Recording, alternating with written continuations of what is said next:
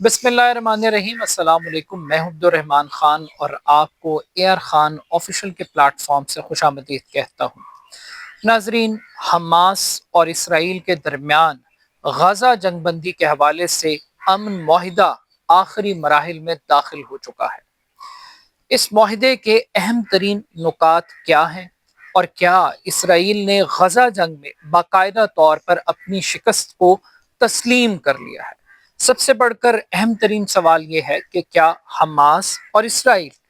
दोनों इस नए अमन माहिदे पर, जंगबंदी के इस एग्रीमेंट के ऊपर प्रैक्टिकली अमल दरामद करने के लिए तैयार हैं।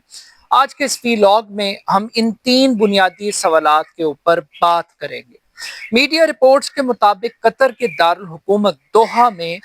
ये मुज़ाकरात का सिलसिला जारी है। इन मुज़ाकरात में सबसे इम्पोर्टेंट बात फ्रीकैन की मौजूदगी है। इस वक्त इस डायलॉग के पूरे प्रोसेस में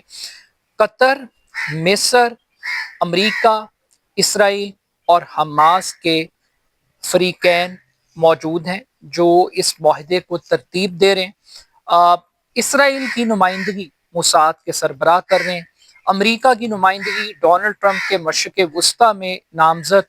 सफ़ीर कर रहे हैं और उससे बढ़कर पुरानी एडमिनिस्ट्रेशन के लोग भी प्रैक्टिकली इस पूरे डायलॉग के प्रोसेस का हिस्सा हैं। इस पूरे डायलॉग प्रोसेस के दौरान कतर और मिस्र वो एक न्यूट्रल वेन्यू के तौर पर इस पूरी एक्टिविटी के अंदर हिस्सा ले रहे हैं। दिलचस्प बात यह है कि इस माहिदे की टाइमिंग बहुत इम्पॉर्टेंट है। 20 जनवरी को डोनाल्ड ट्रंप अपने ओहदे का हल्फ उठाने के लिए जा रहे हैं और इसराइली वजीर आजम की जानिब से ये कहा जा रहा है कि वो ट्रंप को एक अमन माहिदे का तोहफा देने के लिए जा रहे हैं। लेकिन ज़्यादा अहम बात यह है कि जिस वक्त ये अमन माहिदा तरतीब पा रहा है तो उसी वक्त ग्रेटर इसराइल के नक्शे भी सोशल मीडिया पर इसराइली हुकूमत की जानिब से वो बाकायदा तौर पर जारी किए जा रहे हैं। अब इस पूरे सिनेरियो के अंदर अहम बात यह है कि आखिर इस अमन माहिदे के नुकात क्या हैं। तो ये बुनियादी तौर पे अमन माहिदा 3 मराहिल पर मुश्तमिल है। पहले मरहले में तकरीबन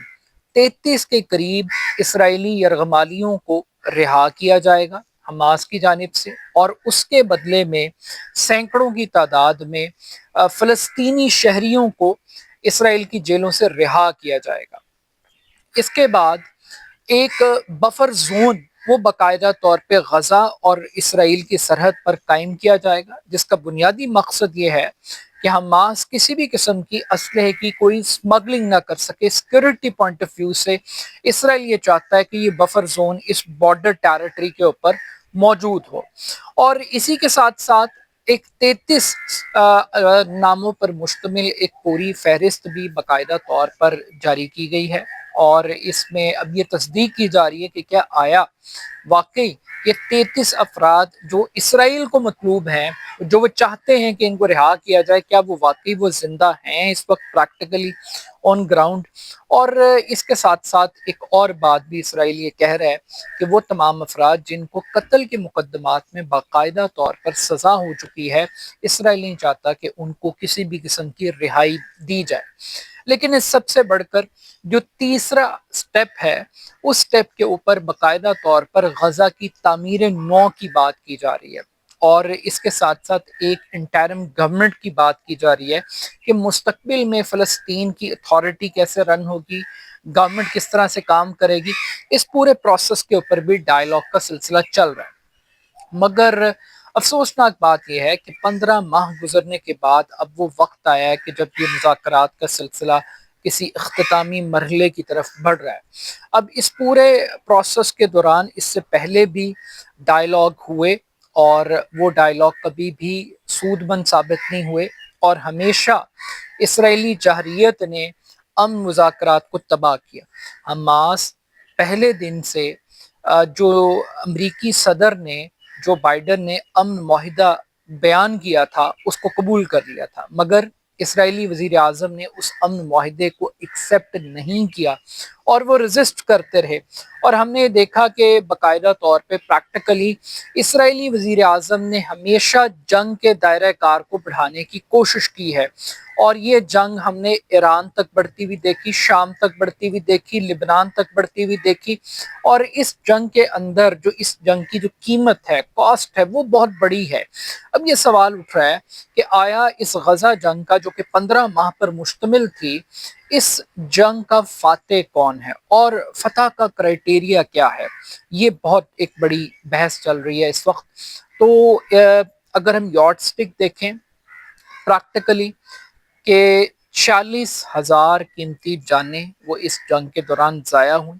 اور پورا غزہ کا انفراسٹرکچر تباہ ہو گیا، 23 لاکھ سے زائد افراد بے گھر ہو گئے، ایک بڑی تعداد بچوں کی شہید ہوئی، صحافیوں کی شہید ہوئی، اور اس سے بڑھ کر پوری دنیا وہ جنگ کے ایک دہانے پہ چلے گی۔ لیکن اس کا ایک دوسرا پرسپیکٹو بھی ہے، اور پرسپیکٹو بڑا زبردست و بڑا کلیئر ہے، اور وہ پرسپیکٹو یہ ہے کہ چوائس کیا تھی حماس کے پاس؟ کیا 7 اکتوبر ہونا چاہیے تھا یا نہیں ہونا چاہیے تھا؟ اور اس جو 7 اکتوبر کے انسیڈنٹ کی قیمت ہے وہ کتنی بھیانک تھی؟ تو کچھ لوگوں کا خیال یہ ہے کہ ہمیں ایک تاریخ کا ایک جائزہ لینا چاہیے کہ ایک ایسی دنیا جہاں پر ایک ایک کر کے عرب ممالک اسرائیل کے ساتھ اپنے سفارتی تعلقات قائم کر رہے ہیں، ٹریڈ روٹس بنا رہے ہیں، نیتن یاہو اقوام متحدہ میں کھڑے ہو کر ایک نئی اقتصادی راہداری کی بات کر رہے ہیں، اور ابراہیم اکارڈ ہو رہا ہے جس میں بحرین، متحدہ عرب امارات، سوڈان، یہ سارے ملک اسرائیل کو نہ صرف تسلیم کر رہے ہیں بلکہ وہ فلسطین کی سپورٹ سے بھی پیچھے ہٹتے ہوئے دکھائی دے رہے ہیں۔ تو اس سینیریو کے اندر کہ جہاں پہ فلسطینیوں کا جو حق آزادی ہے، جو ان کا کلیم ہے ریاست کا، وہ چھینا جا رہا ہے اور تجارت کو ترجیح دی جا رہی ہے، تو ان کے پاس ایک لاسٹ ریزورٹ کیا تھا؟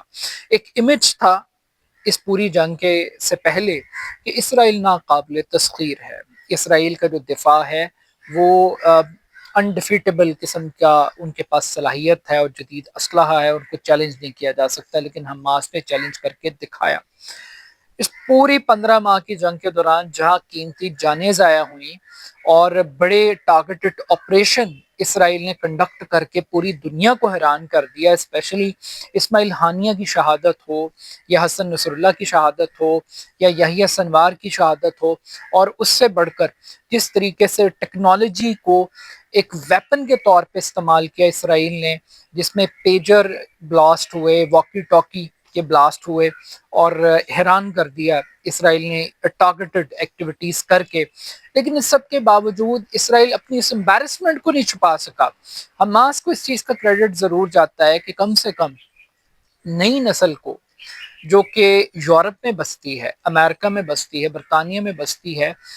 اسرائیل کا چہرہ دکھا دیا ہے، اسرائیل کا ایک مکروہ چہرہ ایکسپوز کیا پوری ویسٹرن سوسائٹی کے سامنے، گورنمنٹس کو ایکسپوز کیا، عالمی ضمیر کو پریکٹیکلی ایکسپوز کیا، اور دنیا کے سامنے یہ دکھایا کہ یہ اسرائیل کا اصل چہرہ ہے جو نہ انسانیت پہ بلیو رکھتا ہے، نہ ہیومن رائٹس کے اوپر یقین رکھتا ہے۔ تو یہ ساری کی ساری چیزیں ہوئیں، اور رنگ، نسل و مذہب کی قید سے آزاد لوگ اس وقت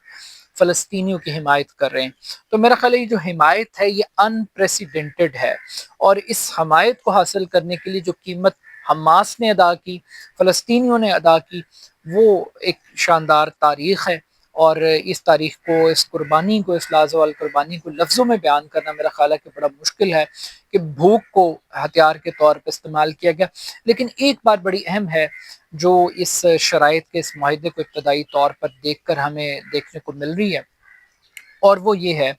پریکٹیکلی کہ فلاڈیلفی کوریڈور، ایک ایسا کوریڈور جو مصر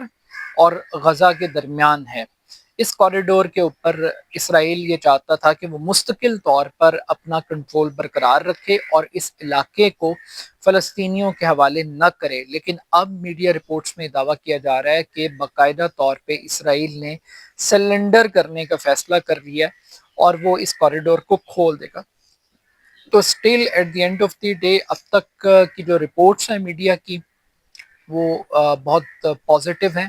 لیکن یہ پازیٹیوٹی کب تک برقرار رہے گی اور کب تک اس کے اوپر عمل درآمد ہوگا، یہ ایک بہت بڑا کوسچن مارک رہے گا۔ بہت شکریہ۔